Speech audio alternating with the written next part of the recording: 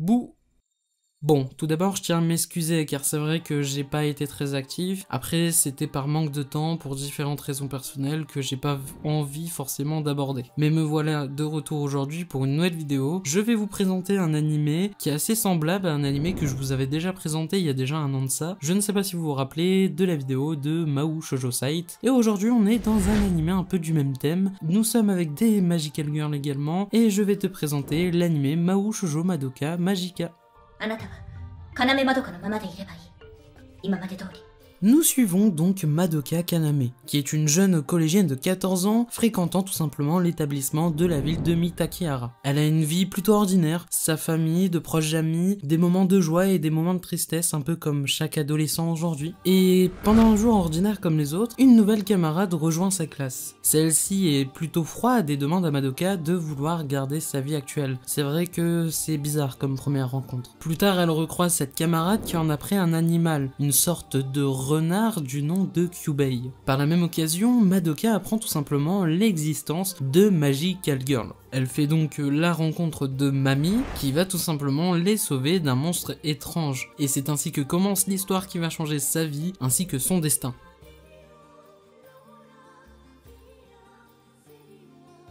Tout d'abord, avant de commencer ma critique, je vais préciser que j'ai regardé 3 films. En effet, il existe 3 films qui résument l'anime Madoka Magica. Tout simplement, j'ai regardé ces films. Pourquoi? Parce que 1, c'était un gain de temps. 2, on m'a dit que ça ne gâchait pas l'expérience de visionnage, et en tout cas, ça ne l'a pas été pour moi. Et 3, j'ai trouvé que c'était un format un peu plus intéressant à regarder, et que c'était plutôt kiffant. Voilà. Donc pour commencer ma critique, j'ai envie de te dire que si tu connais quelqu'un qui connaît les animés un peu en général, va lui parler de Madoka Magica, et il va te dire que c'est tout simplement un animé qui a bercé un nouveau genre de Magical Girl. Je pense notamment à Mahou Shoujo Site. J'ai envie de te dire que c'est un animé qui a posé les bases d'un nouveau genre, en mode c'est fini les univers tout mignons, pouvoir de l'amitié. J'ai envie de te dire bienvenue dans les coins sombres de l'humanité. Car oui, on est toujours avec des petites filles, certes, qui restent malgré tout mignonnes, hein, mais en fait ça donne un sentiment de compassion, parce que derrière t'as une interprétation des choses. J'ai l'impression que c'est un peu un signe que dès sa naissance, l'homme, au grand H bien évidemment, commence à tout simplement entrevoir ses défauts et ses qualités. Et c'est justement par les chara design de ces filles toutes mignonnes,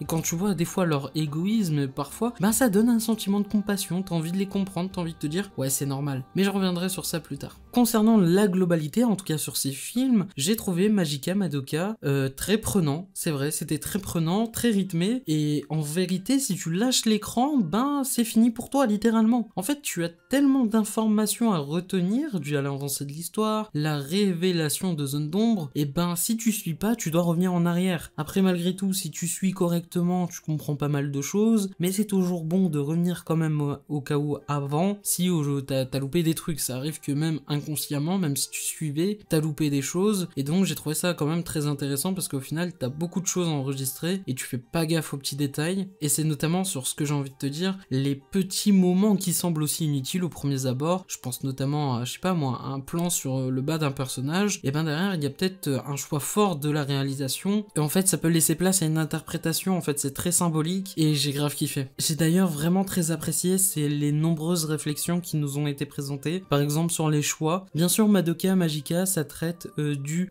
passage de l'enfance à l'âge adulte, franchement c'est très bien exploité, et c'est un thème qui est je trouve très exploité ces dernières années, mais avec Magica Madoka je trouve qu'on se permet d'aller plus loin, en traitant notamment de la dépression, de l'obsession, le péché, et encore de l'absurdité d'une destinée tragique en fait. Tout simplement, est-ce que vraiment on peut changer le destin? C'est des réflexions que je trouve très intéressantes et qui ont vraiment été très bien exploitées en tout cas. Et en fait, tout simplement, ces réflexions viennent aussi de la part des jeunes âges justement de ces filles. On suit du coup aussi leur développement, justement de leurs réflexions, parce que du coup les réflexions viennent d'eux et on les voit se développer dans leurs réflexions, ils se forgent un esprit critique et au final on sent vraiment une réelle prise de maturité pour la plupart de ces jeunes filles, et cela passe aussi par notamment la recherche de soi, la capacité de gérer et de comprendre les émotions, et c'est vraiment kiffant, et je pense que tu vas être vraiment pris dans le truc. En tout cas, je pense notamment à l'homosexualité qui est présentée plus ou moins implicitement, donc voilà, c'est vraiment une question de recherche de soi, de qui on est réellement, et franchement c'est très intéressant et je pense que ça peut parler vraiment à un grand nombre. Graphiquement, l'animé est excellent. Franchement, je peux pas te dire, c'est une dinguerie. Et au final, c'est pas si étonnant que ça au vu du studio à la baguette de l'animé, qui n'est rien d'autre que le studio Shaft. Alors, si tu n'as jamais entendu parler d'eux,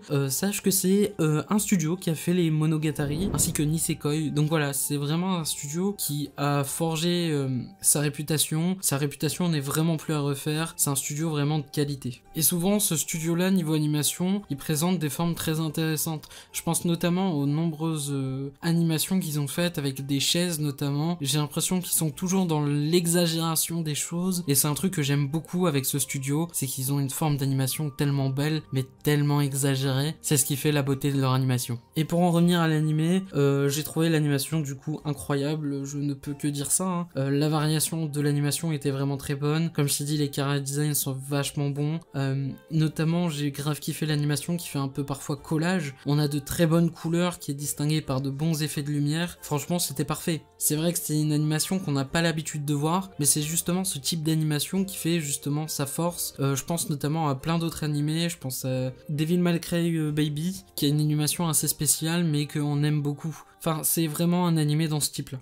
On notera d'ailleurs que parmi ces petits collages, il y a aussi des références à pas mal d'œuvres philosophiques, littéraires ou encore bibliques. Je trouve ça très sympa et c'est un choix fort du studio qui, je trouve ça renforce vraiment le côté réflexion. On est là, on réfléchit. Concernant les OST, car faut se le dire, c'était une dinguerie. Je m'assois carrément, c'est trop, c'était insane. Kaijura Yuki aux commandes, ça ne pouvait être que très bon.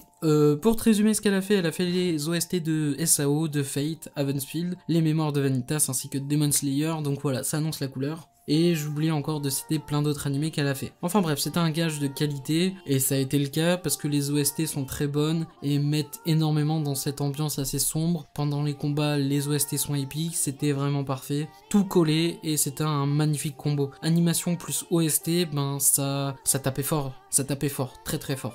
D'ailleurs, j'ai vite fait regarder l'opening de l'animé qui fait assez joyeux, et quand au final on voit la réalité du scénario de l'animé, on comprend vite que l'opening est un trompe-l'œil. Mais en tout cas, voilà, j'ai trouvé ça sympa, c'était un petit truc que je devais notifier aussi, parce qu'on est là, on voit un opening tout joyeux, et 2 secondes après, tu vois un animé où des jeunes filles se foutent sur la gueule. Voilà, c'était sympa. Alors voilà, pour ceux qui veulent voir les films comme moi, ils ne sont pas licenciés, je vous mets les liens en description, donc je vous mets, ce sont des fichiers MKV, donc n'oubliez pas de télécharger VLC, parce que pas tous les lecteurs ont l'extension. Je vous mets aussi le lien Wakanim pour ceux qui sont intéressés par l'animé et ses 12 épisodes. Je crois notamment qu'il va arriver sur Crunchyroll parce qu'il y a une fusion en ce moment. De toute façon, je mettrai à jour les liens. En tout cas, voilà, j'espère que cette vidéo vous a plu. Ça fait longtemps que j'ai pas fait de commentaires, je suis désolé si c'est pas incroyable. En tout cas, j'ai donné mon meilleur et j'espère que ça s'est fait ressentir. C'était Goten, on se dit à la prochaine pour une nouvelle vidéo et peut-être pas dans un mois. Ciao ciao.